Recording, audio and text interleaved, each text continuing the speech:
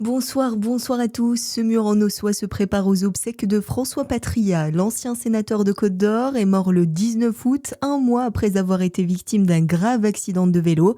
La cérémonie se tiendra demain à partir de 10h dans la collégiale Notre-Dame. La commune estime que 1300 à 1500 personnes pourraient participer à l'hommage. Pour sécuriser l'événement, des rues et des parkings sont fermés ou interdits au stationnement depuis cet après-midi. Le dispositif sera renforcé demain matin. Le public pourra suivre la cérémonie sur un écran géant installé devant la collégiale. 125 km à l'heure au lieu de 50, c'est la vitesse à laquelle un jeune conducteur circulait cette nuit à Besançon. Les policiers l'ont intercepté rue de Dole en direction de Château-Farine lors d'un contrôle nocturne.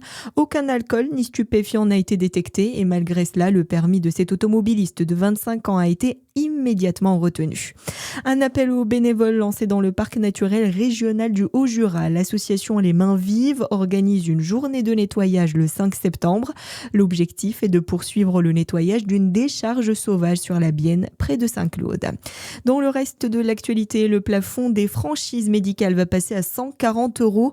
Une conséquence selon le gouvernement de l'inflation. Il était jusqu'ici de 100 €. Dans le détail, ce sera 70 € pour les consultations et 70 pour les médicaments, les actes paramédicaux et les transports sanitaires. La mesure doit entrer en application le 1er octobre. La loi visant à interdire les téléphones portables au lycée dès la rentrée vient d'être promulguée par le chef de l'État. Emmanuel Macron estime que protéger les enfants des dérives des écrans ne peut plus attendre et il assure sur le réseau X que cette interdiction va permettre de retrouver la sérénité de l'apprentissage. Encore de nombreuses réactions après la mort de Philippe Bouvard ce matin. Emmanuel Macron a salué celui qui, dit-il, aura accompagné des générations de Français par sa voix, son esprit, sa liberté de ton et son humour. Emblématique homme de radio, Philippe Bouvard avait 96 ans. Et puis, ils font partie du patrimoine local. Les vins bourguignons sont appréciés et reconnus à l'international. Cette année encore, les domaines de la région sont à l'honneur dans le guide des meilleurs vins 2027. La liste est établie par la revue du vin de France qui, Hugo Moutjoyeux, se base sur un système d'étoiles. Oui, un système d'étoiles comme on en retrouve dans le célèbre guide Michelin et ses fameux restaurants étoilés, sauf qu'ici nous parlons de domaines viticoles. Cette année, 16 domaines bourguignons entrent dans le guide, 4 obtiennent une première étoile, 9 une deuxième étoile et seul un domaine obtient une troisième étoile.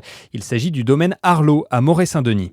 Notons également que la Bourgogne est l'une des régions comptant le plus de domaines 4 étoiles qui figurent dans le guide avec 11 détenteurs. On retrouve par exemple le domaine Armand-Rousseau ou le domaine Leroy. Seule la région de Bordeaux fait mieux avec 12 châteaux à 4 étoiles. 1, 2, 3 ou 4 étoiles. On rappelle que l'alcool est à consommer avec modération. Bonne soirée sur Fréquence Plus.